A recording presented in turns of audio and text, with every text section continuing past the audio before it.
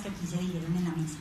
Entonces, para dar respuesta pues a las dos preguntas, se hizo una pregunta, digamos, inicial o previa a ello, que es que se debe avanzar o hacer un esfuerzo para definir una unidad geográfica en el territorio. Para que, ¿se escucha? Sí. Para ver ese territorio no solo por franjas, que nos da obviamente la consolidación actual pues, de la zona urbana y rural, pero además también se ve como un ejercicio más de una zonificación, que no sería como tan sana verlo, y que más bien lo que tendríamos que apuntar es a hacer un esfuerzo adicional para ver esa unidad geográfica, que el artículo, pues que sería articulado, y para no ver el franja, no que ver un territorio realmente como es, articulado en todas sus dimensiones y más apuntando hacia un análisis técnico.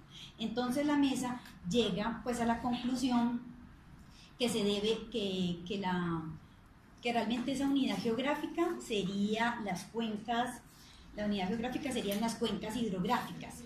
En el mapa, me pueden poner el próximo, el que estaba ahorita, pero realmente son siete unidades o cuencas geográficas, unidades geográficas, las cuencas, o sea, estas 7 cuencas hidrográficas, teniendo,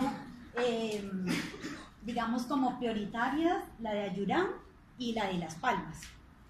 Entonces quisimos avanzar más allá y no de definir escenarios críticos como los escenarios que no habían planteado, sino más bien entendiendo esas cuencas hidrográficas, pero más allá es entendiendo el agua como ese elemento articulador, ese elemento de vida que teje, que nos teje pues en todo el territorio, y además que nos teje con un territorio mucho mayor desde Envigado, y que nos conecta, si hablamos pues como dos territorios, el Valle de Aburrá con el Valle de San Nicolás, y más allá es el agua como elemento realmente de vida. ¿Por qué el agua? En parte porque ella nos unifica, sobre ella podemos hacer la planificación pensando, articulando todos los elementos: movilidad, espacio público, gestión del riesgo.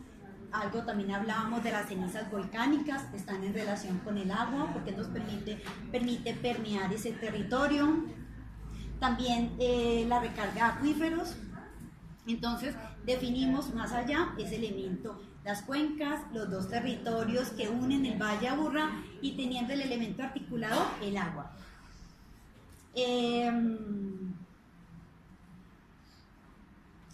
Como lo dije ahorita, el agua es el principal elemento para generar las mayores oportunidades sobre el territorio. El agua nos permite juntarnos y, como dije ahorita, aunque suene retórica, el agua nos da vida.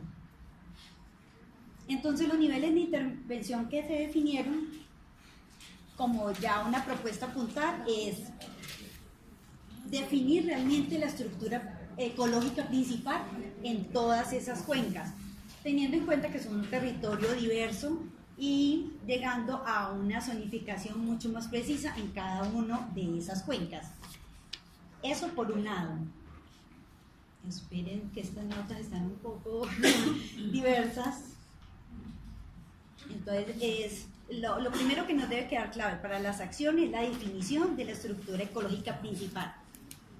Decíamos acá que es algo que yo creo que es muy importante, lo repetía Oscar, es que no es posible, o sea, para que sea posible que la cuenca de Ayurá se proteja, debemos proteger el lomerío, el altiplano, por los servicios ecosistémicos que nos prestan.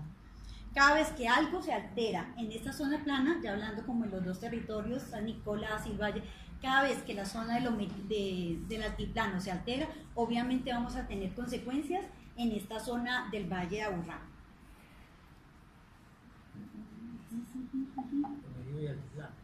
Sí, entonces, súper importante lo de la estructura ecológica principal. Lo otro que definimos como acciones estratégicas es,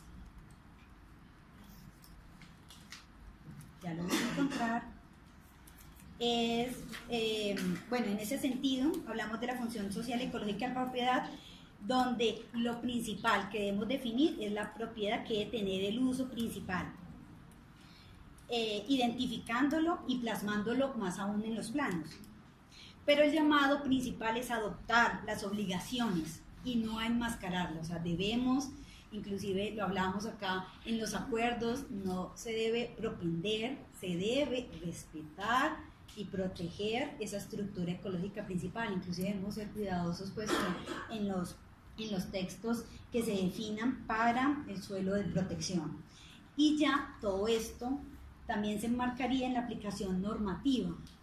Todo esto va en la aplicación normativa, y esta revisión debe apuntar a la norma específica, pero yo quiero hacer un llamado que lo hacíamos en la mesa.